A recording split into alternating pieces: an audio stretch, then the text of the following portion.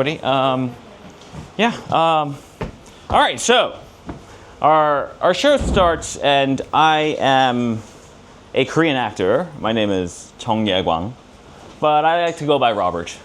The reason I like to go by Robert is that I was 4 years old when I moved to London, and then I started going to primary school, a little of the preschool as well, and I started learning English in England, and at the age of 6 I went to Turkey and I went to an American school. So you're hearing an American accent because the Americans took all the British accent out of me and they said this is the right one.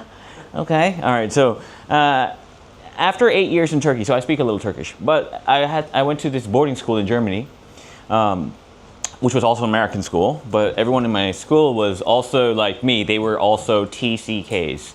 A TCK is a third culture kid. A third culture kid doesn't grow up in. You know what it is? Yeah. Are you one? Yes. Okay, yeah. So like, I'll do less like. But you guys, if you live in Europe, yes, it's very common. But like for a Korean boy, being a TCK was a big deal for me. Learning to develop a new identity in a new country with a new language, new culture, and then maybe trying to mash my parts of my culture into this new identity I've been given. And that happened just once in London, and then once in Turkey, and then Germany. So I'm a mixed bag of all these different cultures, different ways of thinking, and my Korean isn't really that good. So I go back to Korea for university. Real smart move there. I go to Korea and I'm preparing to go to university, and I'm learning that I'm Korean on the outside, but I'm really not Korean inside. Like I'm just like, it's like, what is it, a banana? Or like, what are you, a Twinkie, right? Yellow on the outside, white on the inside. I don't know what it's not white. It's a mixture. It's so many different mixtures of so many different things. I'm just this mixed color of identity that I'm now realizing is a crisis, because no one in Korea will accept me for the way I am. In Korea, I have to be like everybody else. I have to fit in. I have to be part of the community. I can't stand out. Never stand out. Never stand out. It's like one of the Korean social laws. I'll never tell you, but once you go, you'll understand. Just because you look Korean doesn't mean you can act any other way. So you have to act Korean. That's my law that it's an oppressive thing that they place upon me. And now I'm also learning how to walk in Korea. Walking in Korea is very difficult because people are in such a rush. People are trying to get past you all the time, but they don't really wait. They'll just push right through you. Or getting off the subway, it's whoever gets off first wins. It's like Squid Game. So basically, I guess that movie makes a lot of sense. I never said that before, so just don't ask me about my opinions on Squid Game. But the thing is that this society feels kind of like an oppressive, restrictive society, and people are not sorry for bumping into you. And I, as a guy, it's all right. I can deal with it. But my sisters, my friends' sisters, they're all having breakdowns and crying in the middle of the street because they don't understand why. So this new culture that we have been placed into as TCKs, as myself, I don't know how to cope. So how do you cope with conflict, with stress? How do you cope? How about, anyone heard of this thing called alcohol? Yeah, so basically I become an alcoholic. I drink soju. Oh my goodness. Yeah, I don't care anymore. Yeah, it's okay.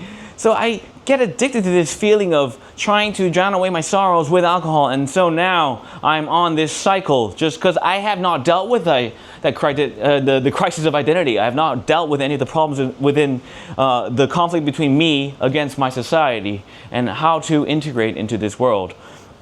Now, this is 2007, so like, okay, we are not really talking about current Korea. We're talking about almost 20 years ago. And so as a budding adult, as I turn 18 and 19, I find that my only source of consoling or soothing or releasing this kind of pressure and stress is through alcohol. And so I become addicted to alcohol. I drink and I drink, I drink, I make money so that I can drink. I work all day so that I can drink. I drink. I drink so much to the point where I wake up in the middle of a street. I'm on a motorcycle. I'm pissed drunk. I don't know where I am. It's probably like 2, 3 a.m. I don't know where I am. I'm on a motorcycle. I'm looking at, okay, oh, it's a red light. Okay, thank goodness I'm stopped. I'm trying to make a U-turn. And I realized, well, oh my God, I don't care anymore. It's just this cycle of trying to destroy myself, and I'm getting stuck into this pattern. When? In the year 2012, until I've been drinking.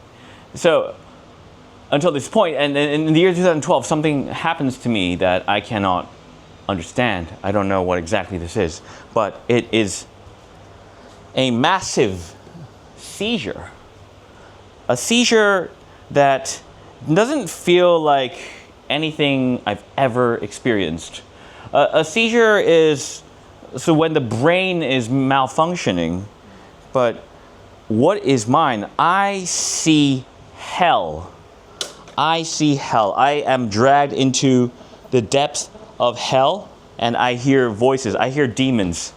Demons are screaming, and they're whispering to me. They're whispering to me that I am going to die. Sorry, we're gonna get this gone right. Yeah, they're whispering to me that I'm going to die, and that's a sound. And I hear demons, and I feel myself falling. I know that I'm falling, so I call to my dad, Appa! Appa! As I fall to the ground, and I'm having a massive, massive seizure.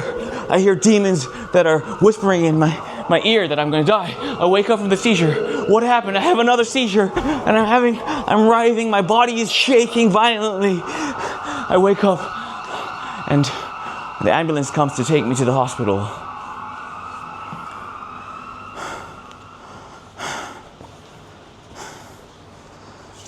I think maybe I've died, because this must be hell. Okay. Is that what hell sounds like?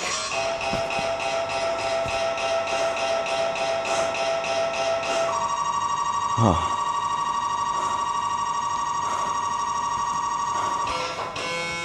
Yeah. I'm stuck inside an MRI machine. Just want to get out. I get out of the machine. They tell me I have a 5-centimeter tumor stuck in the back of my brain. I don't know what this could be. So they take a biopsy, they take a piece of my brain out, and they send it to the lab for testing. And now I get to finally join this lovely institution, this hospital. Welcome. We have 3 rooms for you. The first option, 5 people to a room, and that's only £10 a night. So yeah, come on. Okay, I'll take that one. Oh, they're all full. The second option is that you can have 2 people to a room, and that's £250 a night. Okay. The price is a little bit different. It's not very proportional. Okay. Yeah, but those are also full. So here's your option: the single room for £500 a night, and that's the only one we have available. So here you are. And yeah, I'm just like, yeah, I could leave, but also I don't know what's in my brain. They took a biopsy, so I have to find out what is it. It could be something. It could be something. It could be bad. I've seen hell. I've heard demonic voices in my ears, so I have a certain type of fear that I've never really experienced. Something of having glimpsed the underworld and having come out of it, and now I'm here. I don't know what reality is anymore, but I'm stuck in the hospital. 5, 10, 15, 20, 25, 30, 3,500 pounds later, I finally make it to the 5-person room. Woo! I'm only paying £10 a night, so yes, it's a cause for celebration, yeah. Because I don't know how the finances have been matching their demands. I don't know how we pay for this. I have no idea. But I really can't even worry about that right now, because every day the residents come into the room with their little notes. They're looking at me. They're scanning me like I'm some kind of lab specimen. I don't know what I am. They stare at me. 뭐 괜찮으세요? 뭐 어떻게 뭐 거긴 어때요? And they're just scribbling notes. I don't know what that is. 잘 모르겠는데 혹시 뭐가 문제인가요? They just leave the room. And they throw one thing. Do you have any questions? As they walk out the door. Every day, they come in, or once in a while, they check up on me and ask me, do I have any questions as they leave? And I'm sick of it. Okay, no, you know what? I've waited long enough. I have questions. 저 질문 있어요. 질문 있어요. 잠시만요. 나가지 마세요. 나가지 마세요. What do I have? What could this be? Oh, don't worry about it. Don't worry about it, they say. Don't worry. It's just like, it's... We think this is a classic case of just lymphoma. What is that? It's like cancer, Junior. It's a cancer, you just take a little pills, and you're good. Okay. All right, so I feel like there's something you're not telling me. Yeah, because that's like, well, we're 95% sure that it's the lymphoma. All right. What's the other option? What is the 5% chance? What do I have? Oh, you don't need to look this up, okay? Don't look this up on the internet. Don't look it up. 2012 internet, it's not very reliable. And as soon as they walk out the door, I look it up. I'm like, what is a glioma? Oh. A glioma is a stage 3 brain cancer. A glioma has 10% survival rate. A glioma is bad. Okay. It's bad, but you know what? I'm 23. Like, how could that happen to me? I'm healthy, I'm young, I'm strong. Nothing like this would ever happen to me. It wouldn't happen to me. So, I let the days pass, just hoping that my results will come back fast. But I can't shake the feeling and a little bit of apprehension. What if it could be bad? Well, 95% chance is pretty good. It's like almost an A+. Yeah, I'm okay. But later that night, as I'm trying to sleep, a resident walked into the room. She's carrying an EKG. Because I know what an EKG is. I've seen House. I know what that is. Okay, I might have failed AP Biology, all right? Maybe got a 2 out of 5, but yes, I know what that is. It's an EKG. Okay, that's weird. She's wearing the scrubs for a surgeon or like a doctor. She's not dressed in the nurse's purple uniform. She's dressed in a navy blue one. Okay, it's very late. What is she doing here? Open your shirt. Okay. She puts some nodes on my chest. She puts clamps on my wrists and on my ankles and tells me to relax. Beep, beep, beep, beep, beep. Okay, well, you seem to be fine. You're good. While she packs up and walks out. Okay, 잠깐만요. I have questions. Did you not ask me the do I have questions thing?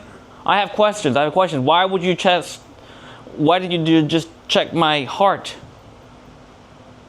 I thought you said it's in my brain. Oh, they didn't tell you. It's to prep you for surgery. As she walks out the door. So surgery is the 5%. So surgery is the bad thing. The surgery is the one that I wouldn't get because I'm not supposed to be getting terminal brain cancer. And so, I suppose your life flashes before your eyes, and what feels like an eternity is only 30 seconds, and every single movie of everything I've never done in my life flashes before my eyes, just all at once. I've never gone skydiving. I've never like traveled the world and seen everything. I haven't seen all the beauty of the world. I haven't done enough. But the last thing that I think is that I haven't left a mark on the world. No one's gonna remember me. No one's gonna mourn me. I don't have a family or children or a wife, and I don't have anyone who would actually miss me And that's when I really come to the realization that if I die, it could just be nothing. And you go through the 5 stages of grief at this moment. Anybody know what the 5 stages of grief are? What's the first one? Denial. Denial is the first one. You say, no, it's not happening to me.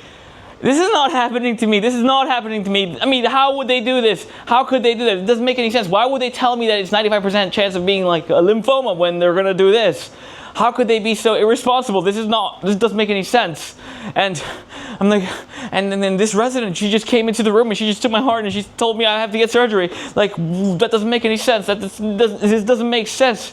And I go to stage 2, which is anger. I'm like, yeah, why is my doctor sending a resident? Shouldn't he be here? Shouldn't he be telling me the news himself? Shouldn't he be sitting down and just treating me like a human being? Where's this doctor? And I just start raging at the world. Start raging. Now in Korea, there's these old ajoshis who scream at you in the street when they don't like what you're doing. Now I became one of those ajoshis. I started just raging. Shibai! 개새끼들아! 야! And I just go out into the ward. I'm carrying my IV on its wheels and I'm like screaming like a crazy patient. I'm like, how could you do this? How could you tell someone like this? How could you do that? How could you do that? You're not supposed to do that. And I started screaming at the nurses, and they're on the night shift. They're like, we don't know. 여기 매니저 나오라고 해. 매니저 어디 있어? 매니저 어디 있어? And I'm talking to them like, where's the manager of this restaurant? Come over here. I need to talk to you about some bad food I got. I'm just like freaking out. I'm screaming at these poor nurses.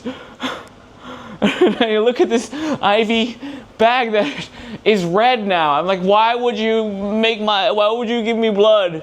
No, it's my own blood that's pushed up the IV drip into the bag. And I'm looking at this red bag and I'm coming to the realization that, oh my goodness, I'm taking this to extremely, I have to calm down, I have to breathe. I have to breathe, because I realized if I have to get surgery, that means I could die. And if I don't want to die, I always thought I was living my life in a way that I don't care. I don't care if I die. But now, I care. I don't want to die. I don't. And so I start bargaining, stage 3, bargaining. I'm like, okay, I'll do anything. I'll change the way I live. I won't be in a destructive pattern anymore. I'll live in an upward direction. I'll try. I'll make something of myself. I'll leave a mark on the world. And okay, you know what? I won't even get angry at this asshole doctor who doesn't even come to tell me this news. And as I keep bargaining away parts of myself, it just hits like, what? I could die. Like stage 4, depression. There's nothing I can do about it. That's why he's trying to do this.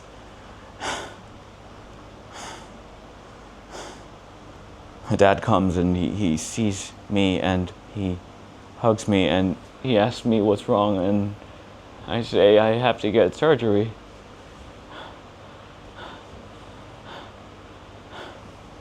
And I come to the acceptance that, yeah, some things you can't really choose. So the night goes by. I don't get any sleep, but I'm just anxiously waiting to see this doctor. He's in this factory hospital where he has surgeries from day to night, morning, lunch, dinner, afternoon, nighttime. He's just doing cutting open your skull, taking out the tumor, staple it back up. Cut open skull, take out tumor, staple it back up. Next, cut open skull, take out tumor, staple it back up. Next, and now he's tired. It's 1 a.m. and he's like, 그래, 너예요. 오케이. 정예광님, 앉으세요. 정예광님, 상태가 안 좋습니다. 수술하세요. And when someone tells you to have surgery and tells you this is your brain, that's your tumor, it's too big, you will die. You know how you reason things out, right? You have to reason things out logically. You have to weigh all the choices, look at all the options, think of all the right, best courses to take. But you know how I decided? I'm this 23-year-old guy. And it's fucked up logic. I get it. But this guy is such an asshole, right? He's such an asshole. He doesn't even he sends his resident. He doesn't even come to my hospital bed. He doesn't talk to me at all. He just comes and tells me to get surgery. He's such an asshole that I think he's got to be the best. He has to be. You can't be that much of an asshole and not be the best. He's basically House, yeah. He's House. He doesn't see his patients, but yeah, he's the best. Okay, so I ask him one question. One question, doctor. There's two. One, do you play any musical instruments? Yes. Why do you ask? Well, what do you play? I play the violin. Okay. I'll do the surgery. Because in my mind, it's like, oh yeah, he has nimble fingers. He can play the violin. He's got to be a good surgeon. And that's how I made the decision to get brain surgery. It's kind of like, you'd think you'd go through all the rational choices, but when emotion kicks in, there's basically follow instinct. So I get the surgery. I have to wait a couple days to get the surgery, and each day passes by like none other. Like, it's just, they give me a lot of information. I don't understand any of it because I'm still in the shock. And the day of the surgery comes. I get to the surgeon's table. The day of the surgery has been no different from any other day, except I'm just getting my brain cut open, and I'm on the surgeon's table, and they're putting the mask on my face. Breathe in. Count down from 10, 9, 8, 7. Oh, by the way, we told you, right? You're gonna lose mobility in the left side of your body, and you might go partially blind, and we're gonna have to wake you up during the surgery and zap your brain to make sure you know where everything is. We told you this, right? We told you, you know this, right? No, I can't remember anything, please, no! And I fall asleep. I'm out. And I go into the surgery. Now, I don't know what happened if they woke me up, because thankfully I couldn't remember any of it, but when this 9-hour surgery finished in 5 hours, I was told it was very good news. And I wake up on this stretcher, in this cold, air-conditioned room, and my body has just started to reboot, and I'm coming back to, my eyes are opening, and I'm gaining consciousness. I can't move very well, but I'm really not feeling very many sensations. I've just been knocked out, but I start moving my hand towards this scar that I shouldn't touch. They're like, don't touch your scars. I'm like, no, I gotta just feel it once. And it's like the cold, hard metal, that feeling when it touches your fingers. And there's 50 staples on the side of my skull all the way to the back. I shudder in this grotesque, oh my God, I am Frankenstein's monster. I'm not a human being anymore. I've just had my brain cut open and they took a piece out, a big piece out. Everything went well, don't worry. And all of a sudden, as the senses return, I feel the immense pain, and I cry, please, it hurts, please, give me painkillers, please. And I'm screaming at the nurses. They're like, 정혜광님 기다리세요. 아직 시간이 많이 남았어요. There's a CT scan. There's 10 people in front of you. It's like, it's like a Tesco's on a Sunday evening. You're gonna have to wait. Oh no, please, I can't. What is that, like 20 minutes per scan? I was like, 200 minutes, no, please. Give me painkillers. We can't give you painkillers until you get your CT scan. So that 3 hours goes by in torturous, hell-like moments of pain and writhing agony where I'm shaking and punching my leg, trying to divert the pain away, but it just doesn't work, so now my leg hurts too. It's just like, what am I doing to myself? Oh no. But I finally get into the CT scan. I shake too much. I have to go to the back of the queue again and have to line up for the CT scan again. And by that point, I'm exhausted. I'm trying to fall asleep and they're like, don't sleep. You can't sleep. So then I finally make it into the CT scan. I finally make it out until they give me this sweet, sweet painkiller. Oh, it's the best. It's an opiate. It's morphine. Whoa! I'm on morphine. Oh my goodness, everything feels so good. I'm just flying. I leave my physical body down on Earth as I'm floating in the sky. And I get pulled out into space until my entire spirit fills all of space, and I'm looking down on myself. I'm looking down on Earth. I'm looking at all the people, and I'm just flying over them. I'm soaring. I don't feel anything. It is a complete ecstasy. This is complete happiness. All my wishes are immediately granted. I'm in a state of euphoria. But they don't let me stay here. And they drag all those parts of me and put me back into this broken body as I come to in the ICU. My family's there. They're all like, oh, you're awake. You're alive. And I'm like, I made it, guys. I'm still high on morphine. So like, whoa, we take selfies. My whole family's there. And so the ICU is finally over, and I get to go back into the ward, into the one person a room, for a room, 500 pounds a night room again, because now I'm at the front of the queue again. But I'm starting to come back into this body. They've taken out a 5-centimeter tumor and cut parts of my motor cortex out, so I can't really move my left side. It feels like a pinprick is happening 1,000 at a time, and every time I try to move it, there's a strange sensation of I don't know who this is. I don't know what this is. It's just attached to me, but I don't know what it is. Who is this? Why is this person that doesn't respond attached to me? And I'm learning to come back into this body. The rehabilitation and all those therapies work very well. And I start walking, I start limping. My slipper flies off my shoe as it hits somebody in the head. I'm like, I'm so sorry. And they're all kind of drugged out. And we're in the hospital. Like, I'm learning to refit my broken body. I'm learning how to walk again. And I have a great recovery. And after a couple months, they let me leave. Oh, but you need to get your chemo and radiation therapy before you leave. So my mom freaks out as soon as she hears radiation. No, I saw this on the internet. It could kill, like, you know, your babies. It could kill. I need to have grandchildren. So she insists, go to the sperm clinic and save it. Save it. No, Mom, it's my head, not the other one. Just, oh my God, Mom, please.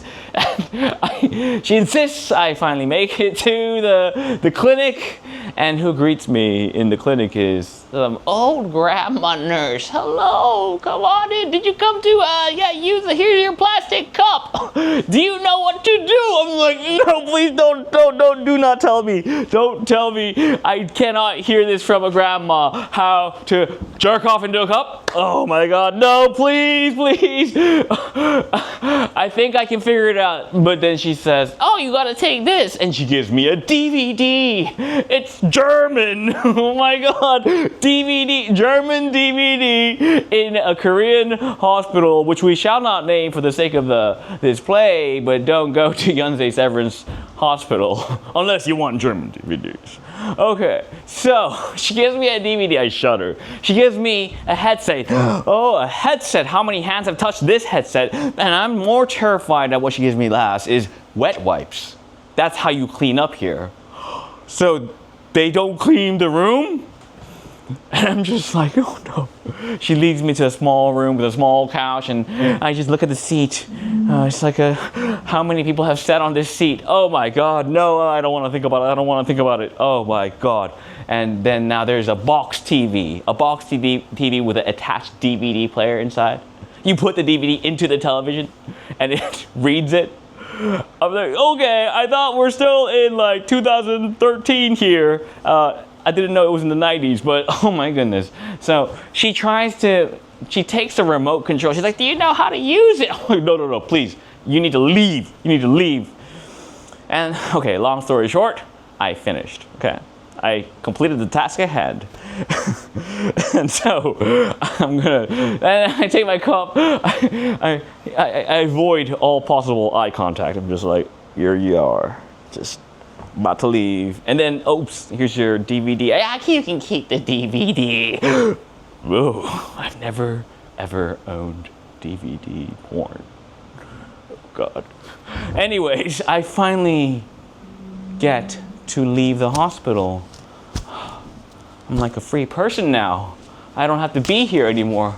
Wow. I'm so excited about the new opportunities that I've been given. I have a second chance at life. I can make something of myself. I don't have to live in a downward direction anymore. I can live for something better. I can accomplish all my goals and dreams because I've been given a second chance. Oh my goodness. Yeah, I write a list of goals and yeah. So okay, how many goals have you written on lists and then completely finished all these goals? How many of those? Huh? Anybody successfully completed a New Year's resolution? Anyone? And no hands? Yeah. So basically I get right back into exactly how I was living.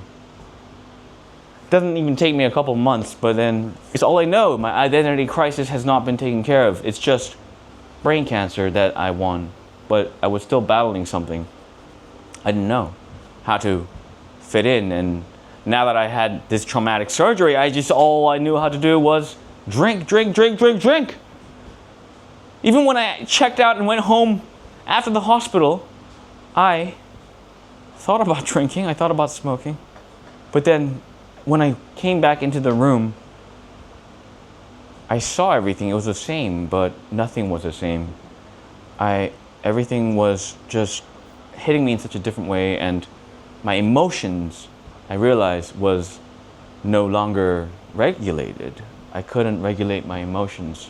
So anything happy would make me laugh, like maniacally laugh, and anything sad would make me break down into tears, and I'm just, please stop fighting, and I cry, but please stop fighting, please. It was just my sisters in the other room, and they're just talking really excitedly. They're like, oh, and I hear it, and I'm just breaking down, please stop fighting, stop it.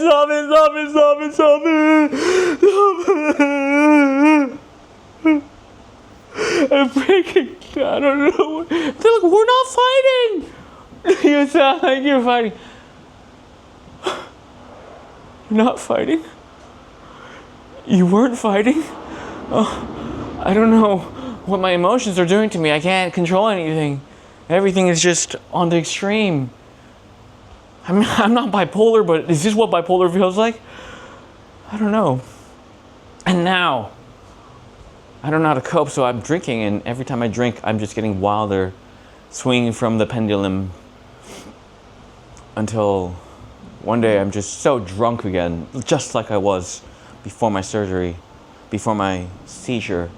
I'm so drunk with my friends because we're partying. We're like, yeah, you're the bravest guy I ever met, man. You beat brain cancer. Like, who does that? Yeah, let's celebrate. What should we do? Drink. And I'm partying. Yes, because I'm 24 now. I turned 24 in the hospital. I'm like, yeah, I'm still strong. I'm young. Yeah, I got a big tumor taken out of my brain. Yeah, but I can drink. Yeah. So now I'm drunk, wobbling into Monster Pizza. Now, if you're in Seoul, Korea, and so no good story ever starts with, and then we went to Monster Pizza. Monster Pizza is this $2 slice of pizza, greasy. It'll get you right through your hangover or whatever your drunken state is, and you're just plastered. You're piss drunk. You're gone. Oh, wow. And I'm having this greasy slice of pizza with my friends. I'm about to take a bite. There's this group of rowdy people behind us, and all of a sudden, a napkin lands on my pizza, and I am a emotionally unregulated little baby now. I'm throwing a fit. I'm throwing a tantrum like, yeah, shibai. 누가 던졌어? 누가 던지자고! 씨발 너가 던졌잖아! And I start pointing at this guy and he's just, yeah, okay. He's like having a big time out with his friends and he's just looking at me like, oh, what? Oh. He's not very happy about the way that I'm confronting him about a napkin on a slice of $2 pizza. But he sees that he's made a mistake and he's like, 알았어, 사주면 될 거 아니야. And he gets in line. So here's how I really fuck it up now. 존나 싸가지 없네. Which is the equivalent of you fucking cunt. What am I doing? Like, this guy's gonna buy me a $2 slice of pizza, like $2. $2. Think about it. Think about it. What am I doing? I don't know, like, why am I getting drunk? Why am I getting belligerent with a guy who's trying to make up for what he did? What am I doing?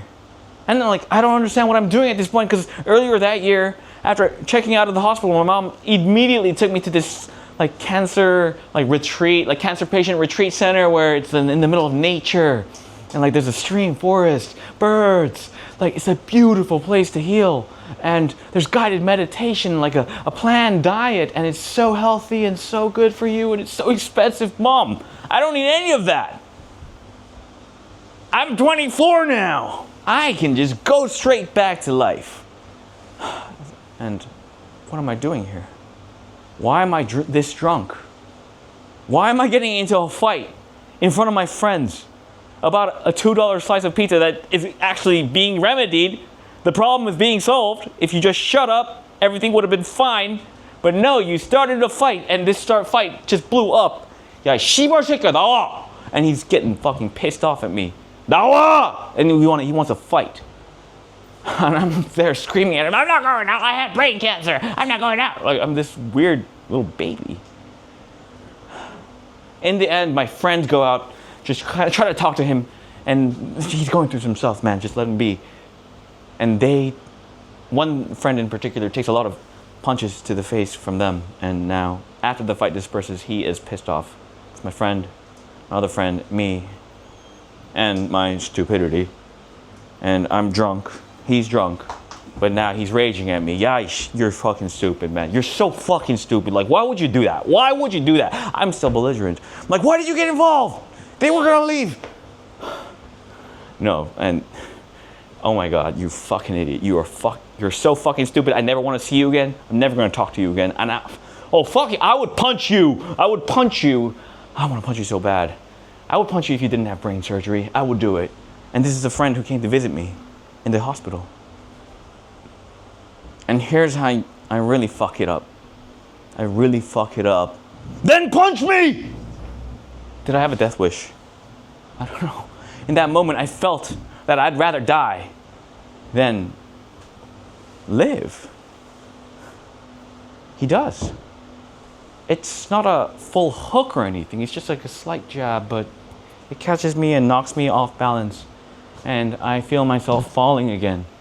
And this time I'm latching on to my friend, my attacker, the guy who came to visit me in the hospital, like save me from this fall as he's punched me and I drag him down with me and I know I'm falling and this is a bad fall. Oh, and I fall and my head hits the curb, pop, and it bounces back up into his face, which forces my head onto the curb again. And I've hit it twice. The same spot that I had brain surgery, and now I'm crippled on my left side. I don't understand what's happening because I'm still too drunk, but I try to get up on my left side and my face plasters on the floor, and I realize I have to drag myself on my right side because I can't use my left side anymore. I get to the hospital again. They asked me, oh, was this assault? What happened? Why did you fall? I don't know. Was this assault? Does this count as assault when you tell your friend to hit you? And he does.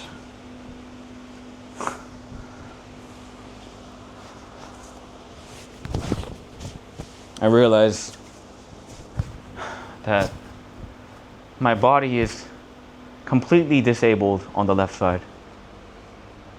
In the past, right after my first surgery, I would send signals and something would go through. But this time nothing was going through. And I knew this was very bad. This is permanent. I've been even getting better. I've been starting playing piano again. I started typing on the keyboard again. I started doing things that I love to do, like playing sports. But now I knew. Somehow I knew that this was permanent. It's never going to get better. The doctor told me there's nothing wrong with me now. We take x-rays, CT scans, MRIs. He says, bad things don't happen to people who don't do bad things. Wow! You're more of an asshole than I thought you were. As I go back to my room, indignant, just angered. But then he has a point. If I wasn't there, if I hadn't screamed, if I hadn't acted like a little belligerent baby, if I hadn't gotten drunk, if I hadn't started partying again, this might not have happened. And now this is permanent and I have no more solutions to this. I don't know how to get out of this, and I don't know why I can't even cry. I can't muster the energy to cry. I'm too ashamed. I don't know how I could even tell anybody. Because I've done this to myself. I've gone through one of the biggest triumphs and successes that anyone could ever go through in their life. To beat brain cancer, to then cripple myself by ruining my life and living with a death wish. So now, I realize that's where my life has come to. You've been living with a death wish. So, are you happy now that your wish is almost granted? All you have to do is pull the final trigger as the demons keep whispering into my ear that life is not worth living, and I don't know how to drown those voices out, and I'm just falling into a depression.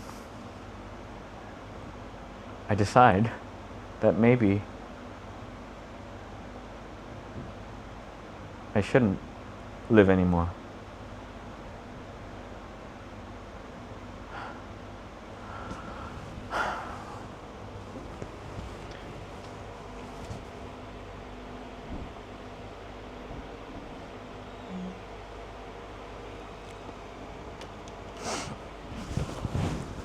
So this part will be a rap song that will try to encapsulate some of the things I'm going through at this point. Contemplating suicide in the hospital. Yeah.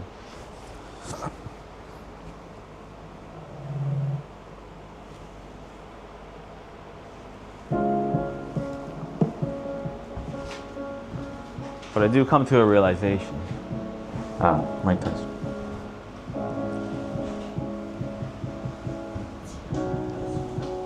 Forget about the fame, the fortune, the popularity. I'd rather have peace of mind or just a second of sanity. Waking up from those nightmares, I had to feel the pain. Life without celebrations, so forget about the champagne. We'll continue. Forget about that. Connection to Mother Earth crucial. As tears fall up my eyes, soon as they evaporate, my mind is tangled up in lies. Unearth the childhood trauma, repressed from isolation, the devastating fear of abandonment in a nation where no one is my own. Poke fun of, ridiculed for being different. I'm peculiar, but I'm innocent. I look well adjusted, but now I see that's news to you. The brain cut open, my soul transparent, you see right through. No more hiding in this room, wearing my heart on my sleeve. Never gonna understand how you wanted me to feel. Always indignant, always questioning their authority. But will this inner rebellion turn into soul's purity? I wish I was somewhere else, anywhere but this place.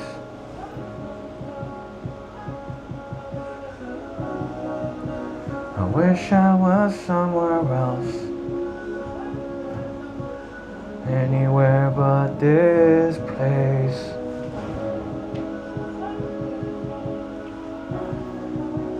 As life passes me by, the irrevocable clock unwinds. unraveling its tangled threads through all of my forgotten lines, placed between my memory, thinking am I stuck in time, rehashing broken relationships to build back up these minds, to convert my tears into gold, excavate the crude oil, but I'm avoiding untouched moments that ever remain ignorant, chasing relevance of my soul's satisfaction on my behavior, had no basis, was it all just a reaction, never asked to be born, never asked for living, never escaping the cycle, that pain keeps on giving, though I try to run away from all real responsibility. I must the strength I fight against, I embrace the will to see, the truth is that I never accepted my death, never gave it a foothold, my mind's a palace, it's fortified by steel walls, smile when I frown, contradiction in control, when will this inner rebellion leave loneliness as whole? I wish I was somewhere else, anywhere but this place.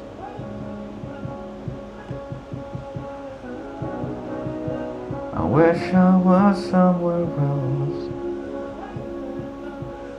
anywhere but this place.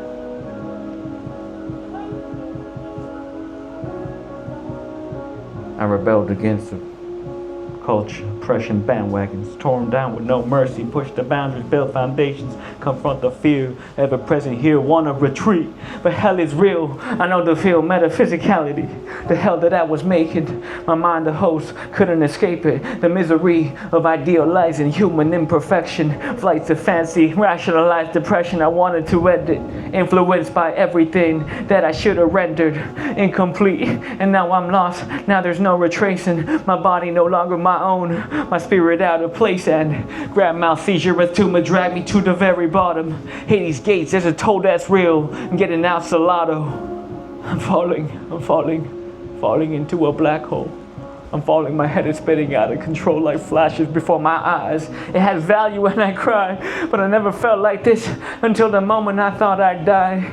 Missed opportunities and chances never taken. Live to the fullest, you never know when you get taken. Was wasting my time, but I got no more gifts to unwind. And I know if ever something could be done, I'd be someone divine. But I'm saying my goodbyes, despite my will to fight. Last supper, hibiscus tea, will you take a moment with me? I'm more than myself, more than loss of potentiality. Dark the words strike as I contemplate my vitality.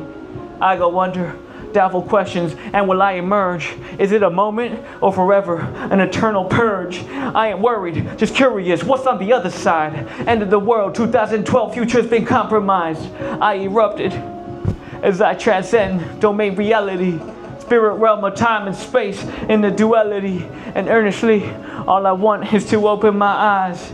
Morphine euphoric, happy fixating on everlasting lights. Is it time to pass the gates? Had me thinking that I just might fear judgment on a life squandered. I wonder for a second chance. You ain't finished, it ain't over. You gotta go back in from place of no perception to this broken body full of sin. So I set free myself from all affliction that I underwent. So I set free the power of healing, and may we all repent. So I set free all my attackers from all our fear and rage. I hope we figure it out, that we can finally change. I set free the inner blinded for ignorance and doubt. So I set free this nation's soul from cold and freezing out. So I set free all hearts filled with hatred, keep our bodies sacred. As I set free all pain and trauma, this is transformation.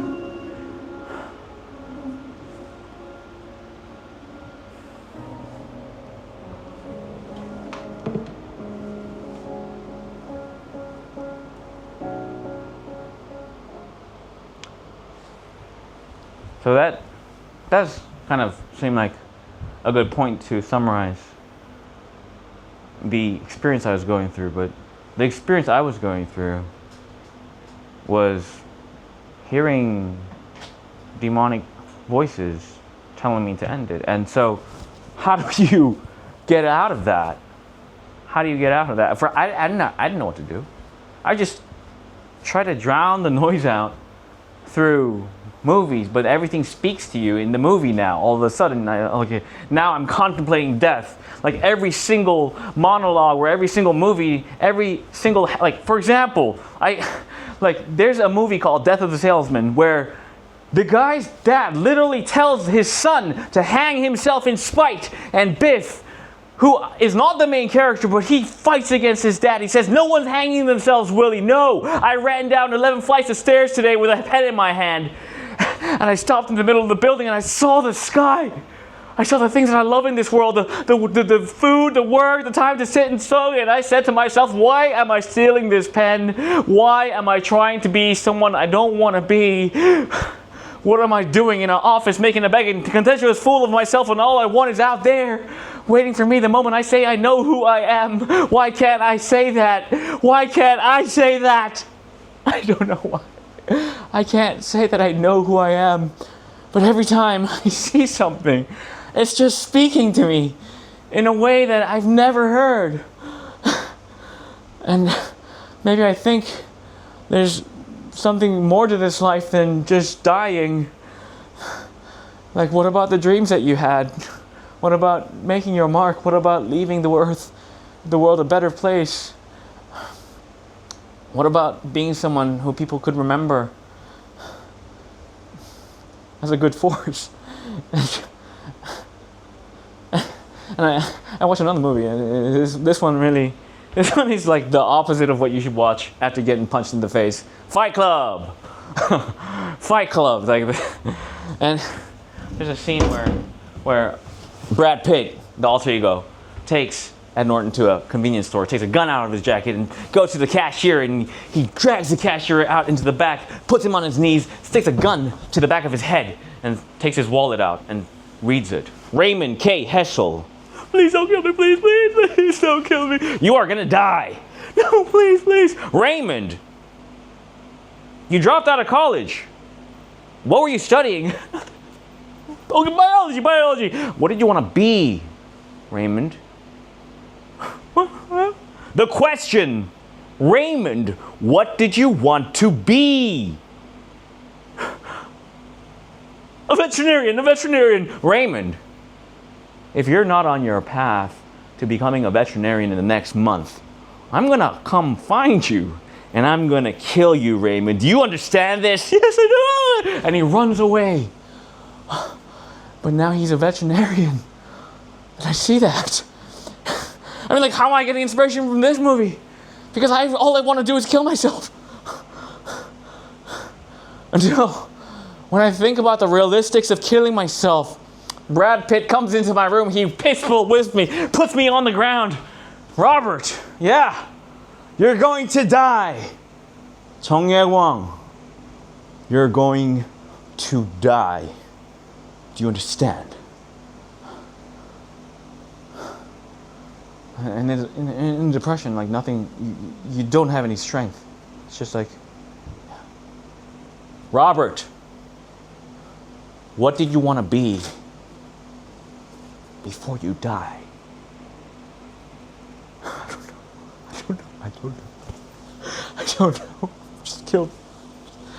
Robert, the question you have to answer is, what did you want to be before you died? I don't know. Okay. What did I want to be before I died? What did I want to be? What did I want to be? And all of a sudden the question grips me. What did I want to be? What did I want to be before I die? And I tried to run away from the answer. I don't know how I can even answer this. It's the most impossible thing that I could ever accomplish in this broken body with a limp and unable to move. The answer comes to me in pure bliss.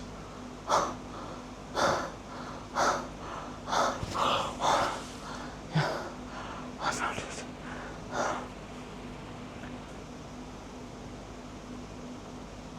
I want to be an actor.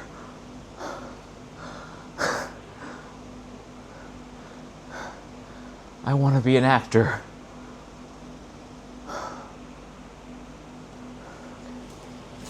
Thank you. Thank you so much. Thank you for coming. Yes.